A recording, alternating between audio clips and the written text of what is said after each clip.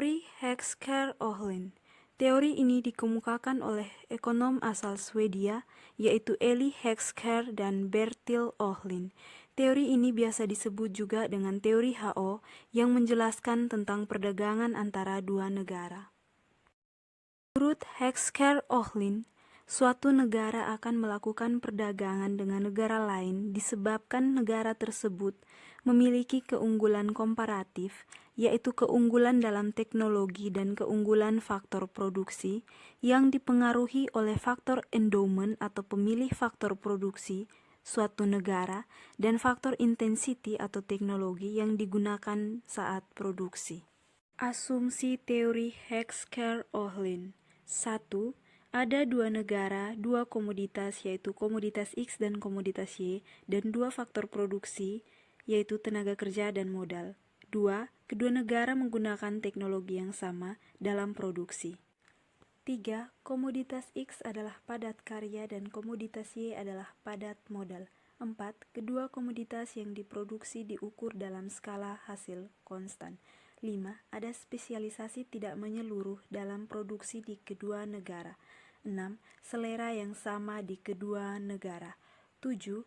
Ada persaingan sempurna di kedua komoditas. 8. Ada mobilitas faktor yang sempurna di dalam setiap negara, tetapi tidak ada mobilitas faktor produksi secara internasional. 9. Tidak ada biaya transportasi, tarif atau penghalang lain untuk arus bebas perdagangan internasional. 10. Semua sumber daya sepenuhnya digunakan di kedua negara. 11. Perdagangan internasional antara kedua negara seimbang. Spesialisasi. Menjelaskan teori perdagangan internasional yang belum mampu dijelaskan dalam teori keunggulan komparatif. Memberikan penjelasan mengenai penyebab terjadinya produktivitas kerja.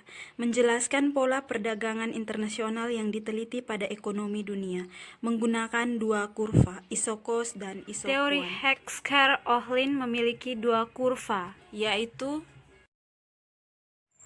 1. Kurva iso-cost adalah kurva yang memiliki total biaya produksi sama. 2. Kurva iso-quant adalah kurva yang menggambarkan total produksi yang sama. Jika terjadi persinggungan antara kurva iso-quant dan iso-cost, maka akan ditentukan titik optimal. Sehingga dengan menetapkan biaya tertentu, suatu negara akan memperoleh produk maksimal atau sebaliknya, dengan biaya yang minimal, suatu negara dapat memproduksi sejumlah produk tertentu. Iso-cost. Misalnya negara A memiliki tenaga kerja yang banyak dan relatif sedikit kapital, maka untuk sejumlah pengeluaran, uang tertentu akan memperoleh tenaga kerja lebih banyak dari kapital. Contohnya, uang senilai 10 juta dapat untuk membeli 20 unit tenaga kerja atau 5 unit mesin. Jadi, 20 unit tenaga kerja sama dengan 5 unit mesin atau 4 tenaga kerja sama dengan 1 unit mesin.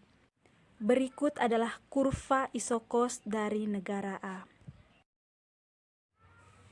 Misalnya negara B lebih banyak memiliki kapital atau mesin dan relatif sedikit tenaga kerja.